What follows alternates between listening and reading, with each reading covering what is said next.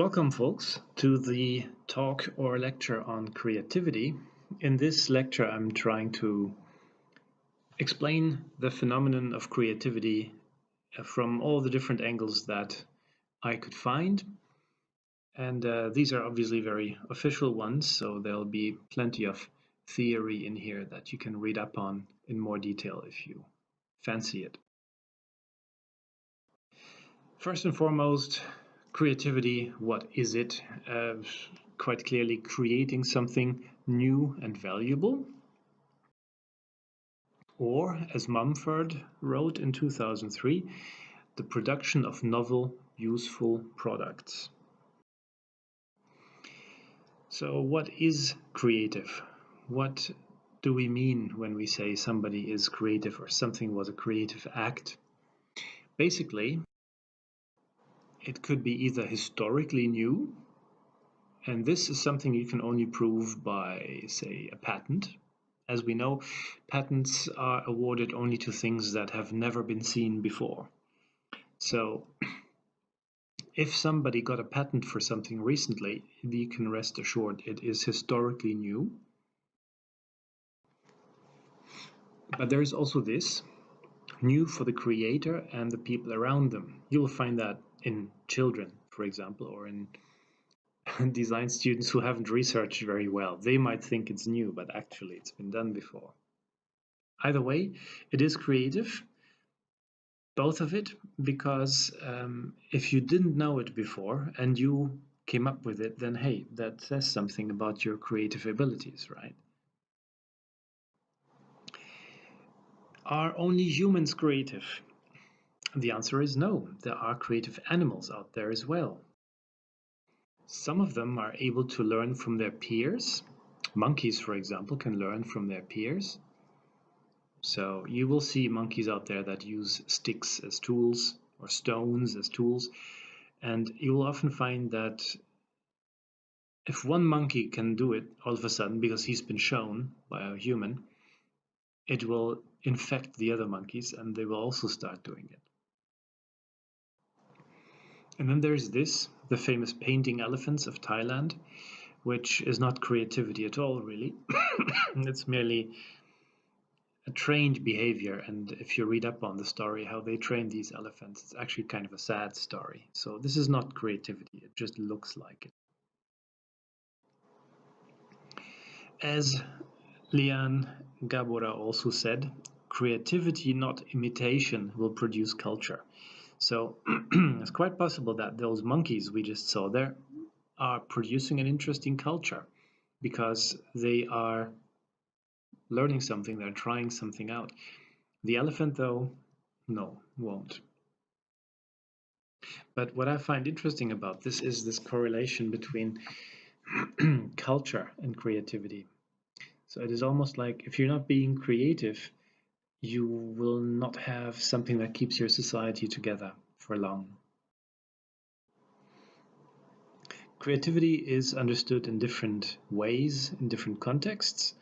In economics, people tend to say a creative person is somebody with ingenuity, who is able to come up with new ideas, which can create individual capital, as they call it in economics.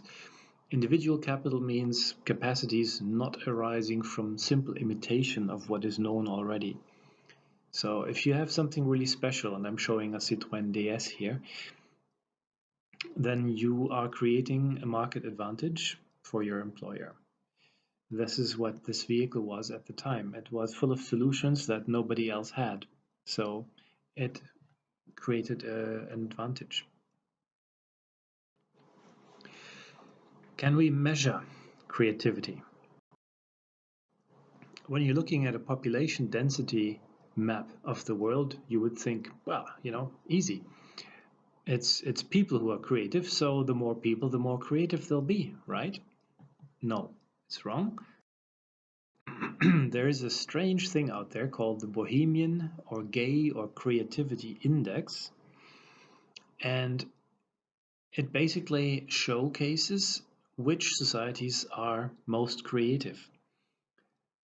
We'll get to how this was measured, but I think when you look at that, it is interesting. The darker the country, the more creative it is and has been measured to be creative.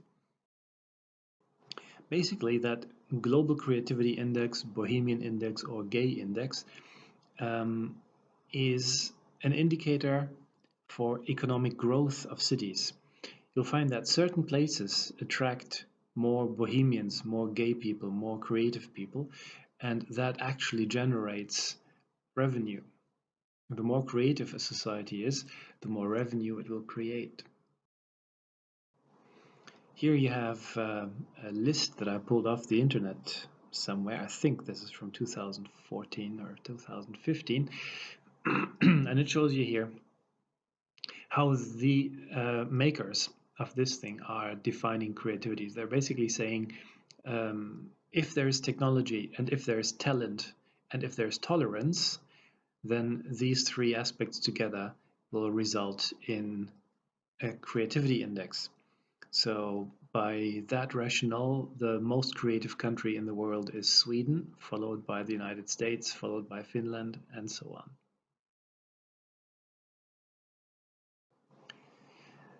Other people measure creativity in other ways. Malcolm Gladwell, for example, developed the so-called divergence test. Now, according to Gladwell, there are two different kinds of people. There are people who have what he calls convergent profiles, so they're doing convergent thinking. And if you give them two columns of words to associate with each other, they will make the most common sense associations, such as crocodile, stupid. Maybe they would also say car, beautiful, bird, funny, chair, comfortable. Hmm. And then there's the other profile by Gladwell, the divergent profile. And these are the creatives, and they will actually come to fairly uncommon combinations of words. So they might come up with something like crocodile, mild, noodle, comfortable, chair, stupid. So all the unexpected things. And needless to say, the creative people are the ones on the right. So the more divergent the profile, the higher the creativity, according to Malcolm Gladwell. Guilford gives us this test to establish how creative someone is. It's the uncommonness in reply score model.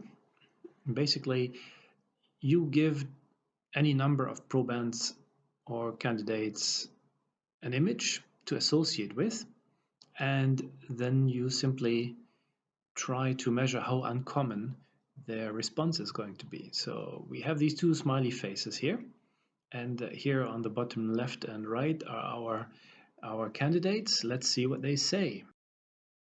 The person on the left says round. I don't know if that made you laugh, but it didn't make me laugh. It's neither funny nor uncommon, right? It's obviously they flunked this one. Let's see what the other guy says. Uruguayan guerrillas in disguise. Now that's one weird answer, and obviously the guy on the right is getting 100 points here for creativity. So because his response is very uncommon, you wouldn't see that coming, would you? So that's a creative person. Either that or just stark raving bonkers. But I think what we want to see here is creative, right? Torrance gives us this. Torrance tests the creative thinking in the following ways. He looks at the fluency in which ideas were generated. So how many ideas were generated, the number of ideas that have been generated. If somebody can generate a lot of ideas, well, you guessed it, he is creative, right? Secondly, originality. How rare is the idea that was generated? What a strange thing to say, obviously, but just imagine you have a room full of 1,000 people and you give them all a task to, I don't know, invent a new kitchen implement. And you'll probably have, out of the 1,000, you might have 500 coming up with a new bread slicer, and maybe two coming up with something that keeps your hands safe while cutting avocado. Now that is a rare idea when you get only two out of 1,000 instead of 500, right? And then thirdly, Torrance is also testing for elaboration. So if you're able to create a lot of detail on your ideas, and I'm not just saying, flowers and decoration, but if your idea is worked out to a very high degree of detail, I think is what we're saying here. If it's very mature, if a lot of things have been taken into account in a manner that means something, then you also have proven that you are creative. Let's look at the social personality approach here. That's something else again. Um, According to this approach, creativity is consisting of a number of things. Somebody who is creative will be independent in their judgment. They will have self-confidence. They will be attracted to complexity rather than to simplicity.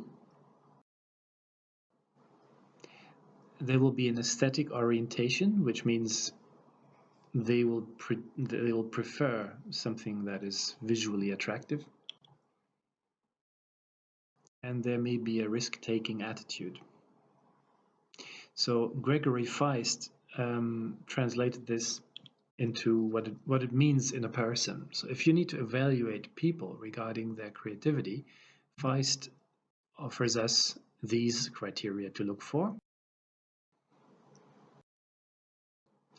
A creative person will be open to new experiences, less conventional than others, less conscientious than others.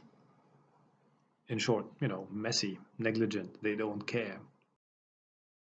Self-confident, self-accepting,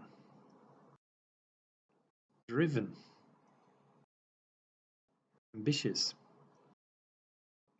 dominant, hostile, and impulsive. So if you have these things, all of them, you are a very creative person. If you have some of them, you're still a fairly creative person. There are some interesting angles on creativity throughout history, and I'll showcase them for you here now. If we use the example of art, you will probably find that art, the further back we go in history, tended to be more an imitation of life than anything else. So in ancient China, thousands of years ago, art was an imitation of life, and the creativity of an artist was measured by his or her ability to show reality in a recognizable way. So if you could reflect on reality to the point where people would go, yeah, this is what it looks like, then everybody would go, what a creative artist he is. And the same thing happened in ancient Greece and in India. And then something happened in the Middle Ages. For some reason, things probably just turned a lot more devotional, and it was that kind of a society. So suddenly art became a place where authority was being celebrated. And so art tended to show court scenes and religious things. If you remember seeing the Holy Grail by the Monty Pythons, you get a pretty good whiff of the kind of art culture that must have been going on then. It was very much about revering the leader, whether that was an earthly leader or a religious one. It was all about singing the praises of someone. And then when the Renaissance came about, it changed somewhat, and it was no longer about revering a single leader or higher hierarchy instance. Suddenly it was all about people, real people as they are, but not too real. They still had to be ideal in some way. So you had perhaps great philosophers, great scientists, great theorists who were being yeah, revered in art.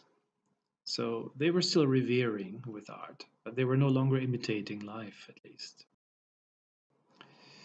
And then in the 19th century, suddenly, maybe it was humor that was beginning to creep in, but people began to, or artists began to, be more critical of society. So you see a lot of imagery from the 19th century that suddenly questions society and is making fun of people. And that is coming to a point in the 20th century when art clearly sets out to challenge all values. It's trying to provoke, it's provocation now. We're no longer trying to please people, we're trying to piss people off, we're trying to push the envelope to the point where you can no longer follow. Then it's art. And I think we're still at that stage.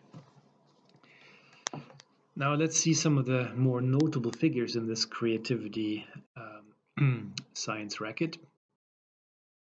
Thomas Hobbes wrote that, in his opinion, imagination is the key element of human cognition. So without imagination, there cannot be much thought. William Duff said that imagination is a quality of genius, which only some people have. And he distinguished between talent and genius. So to him, talent meant productive, make stuff. You can have a talented artisan and they will make as many Mickey Mouse statues as you like and they'll all be nice. But if you have a genius, he'll probably make something more interesting than a Mickey Mouse statue. He'll probably make, I don't know, an Asterix statue. I don't know, but you know what I mean. There's and a genius is challenging of the establishment, and the talent is good at cranking out stuff, but isn't actually challenging anything. Francis Galton extolled a bit further on this genius thing, and he said genius is simply the ability to create originally, which is a big thing in itself. Creating originally means try as you may, you will not find a precedent to this because whoever came up with it was the one who came up with it in the first place. And then there is Hermann von Helmholtz and Henri Poincaré, who were simply writing reflections on creative processes, but they didn't create much classification. Either way, now you've seen the four notable authors on this. And now I'm giving you Wallace.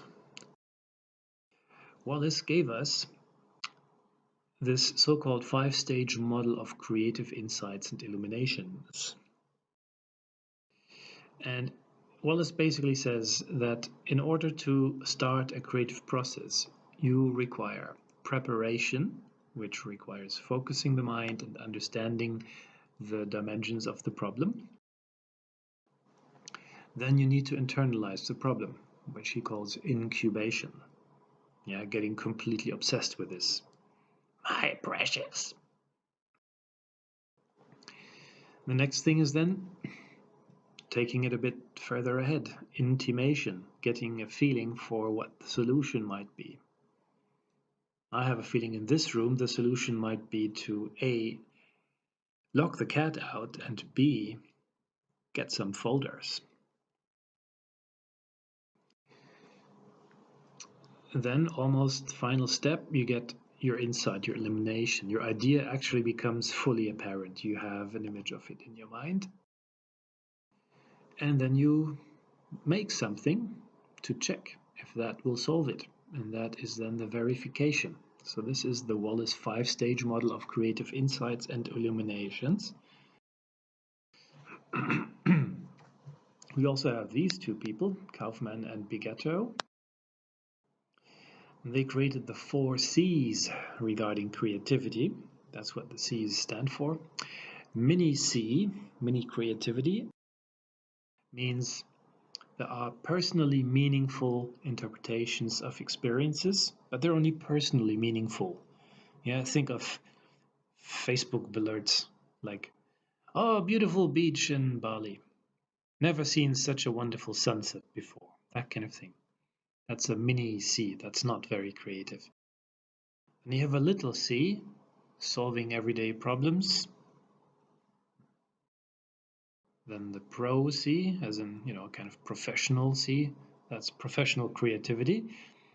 Doesn't come from the heart, but probably from the wallet and from the brief and from training. And then there's the big C, the big creativity, where you have it is professional creativity, but it is exceptional at a very high level. I'm showing Buckminster Fuller here because, in my opinion, he was one of the most creative people we've had in the past, or in the more recent past, creating construction solutions and vehicles and what have you.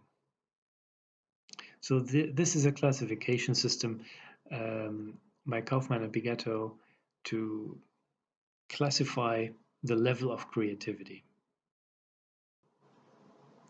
Margaret Boden is another person who has given us a very simple thing, and you already know this because I've mentioned this at the beginning. She says there is personal creativity and there's historical creativity. Personal creativity is when somebody does something for the first time and really thinks it's never been done before. Not by them and not by anybody, but they may be wrong.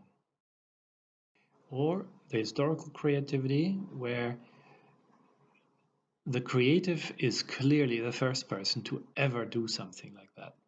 And we can prove it because there has been a patent search and the patent has been applied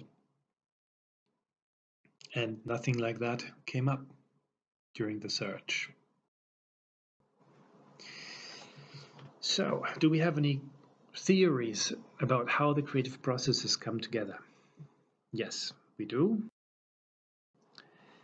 There are these here. We have the creative cognition approach, the explicit-implicit interaction theory called EII. There is the conceptual blending and the honing theory. I'll show you all of these. The creative cognition approach basically means think until you find an idea. So there's a generative phase with pre-inventive structures, as they call it. A generative phase is a phase where you create thoughts mostly, and every now and then you get little flashes of insight. Those are the pre-inventive structures, and finally it comes together as an idea. There's the idea that there may be both explicit and implicit interaction, knowledge in a person, and that these two will actually interact. So there is the blatantly obvious, and there is what may be hidden inside you, and these two will kind of react with one another chemically, if you will, and together they will then eventually integrate, and something will come out of it. Conceptual blending means you put two things together and it forms something new. It ends in bisociation, which means you have put two things together. And then there's the honing theory, which looks a lot more complex than it is. Both of these little figures are designers. Now there is a task perception and there is the world view, and the designer will look at the at the perception of the task, his own perception that is, and then how the world views the task, and he will mull things over, and time will go by, and he will do it again, and maybe again, and maybe again, and as time goes by, eventually something will come together, and there'll be an idea. So much for that theory. Creativity and intelligence do you have to be intelligent to be creative? Or do you have to have creativity to be intelligent? This was always interesting to a lot of people. Can there be intelligent people who are not creative? And we find these three people here who had ideas on that. I'll save you the details, but This group of scientists, Barron, Guilford, Wallach, and Kogan, said there is no correlation. You can be stupid as the night, yet creative, or you could be an intelligent monster and be creative. Or you could be an intelligent monster and not be creative. So anything goes. Perkins is of the opinion that creativity and intelligence really are the same thing. So, uh, if you are seeing a manifestation of creativity, it is really just intelligence creating an unusual outcome. And Torrance is of the opinion that while creativity may require intelligence, intelligence does not mean creativity. So, Torrance is of the opinion that you can only be creative if you're intelligent. But it doesn't mean that you're creative if you're intelligent. I hope that is clear. Schmidt-Huber is another person with a theory here, the so-called Schmidt-Huber's formal theory. He's of the opinion that creatives strive to achieve wow effects for social reward. This even goes so far as to say there is a sexual connotation here. Creatives are doing this to impress females. When you look at it, a surprisingly high number of creatives are actually men. And I think they goof around all the time because they want to impress women.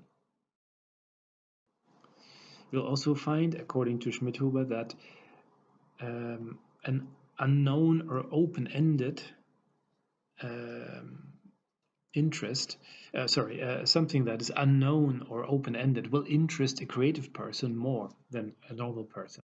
So if you remember all these short stories with open endings, you'll probably find that an uncreative person will find these very dissatisfying or unsatisfying, whereas an open-ended story may be perfectly fine for somebody with creativity because they can imagine how it ended, or they prefer to imagine how it ended.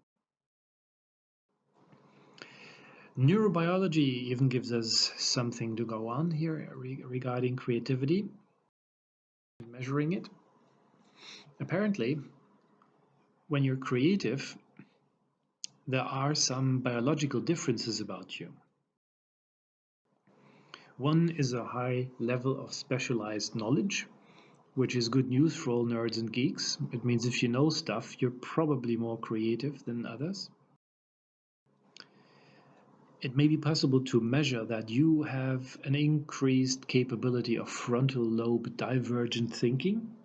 We know what divergent thinking is, right? That's when you're thinking of mild crocodiles that have rainbows in your background.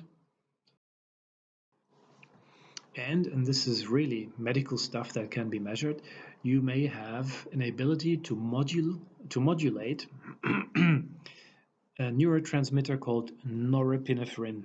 I hope I pronounced it right, but you can read it, I hope. So this can actually be measured medically. Creativity may mean something else from culture to culture. So I'm bringing you 4 different cultures here. In the USA, there is a strong attribution to an individual. So if you have a personal skill that is perfectly evident, then agreement will be in place that you are creative. If you can draw, if you can sing, if you can dance, if you can do stuff, you are creative. In China, it's a little more complex. In China, apparently, your ultimate proof of creativity is if you can make a difference to society, which is why Chinese candidates in interviews surprisingly often state that they find Mao, Chairman Mao, the most creative person who ever lived in China. And that's just because this is how they create, how they define creativity. If you can change a society, you are clearly extremely creative. In places like Sweden, it's a lot more practical. It's about solving everyday problems in a clever way. And in Germany, for example, creativity proves itself ultimately by being universally applicable, which means if it works every time for everybody, you have really come up with something creative. So the Germans are looking for recipes for problem solutions. Can you do stuff to become more creative? And obviously, every creativity trainer will tell you, of course, you can, and you can. And here are these things that you can do. Nickerson lists the following creative attributes that you may want to develop. Establish purpose and intention. Building basic skills. Encouraging acquisitions of domain-specific knowledge. Yeah, become a geek. Stimulating and rewarding curiosity and exploration. Building motivation, especially internal motivation. I think when you look at the shark on this poster, that is not internal motivation. It's internal motivation when the person in the canoe only imagines the shark. But in this image here, we have external motivation to get back to shore pronto. Encouraging confidence and a willingness to take risks. Focusing on mastery and self-competition. Promoting supportable beliefs about creativity. Providing opportunities for choice and discovery. Developing self-management or metacognitive skills. Teaching techniques and strategies for facilitating creative performance. And providing balance. I'm not saying you have to do all of these to count as creative, but if you have a few of these, you will be more creative than you may be before you pick these up. And that is it about creativity. I hope I have given you a good enough overview. Obviously, what you've seen here is very deep stuff, and I have only brushed the surface of it. So if any of it interested you, check it out in the library or online. All the best.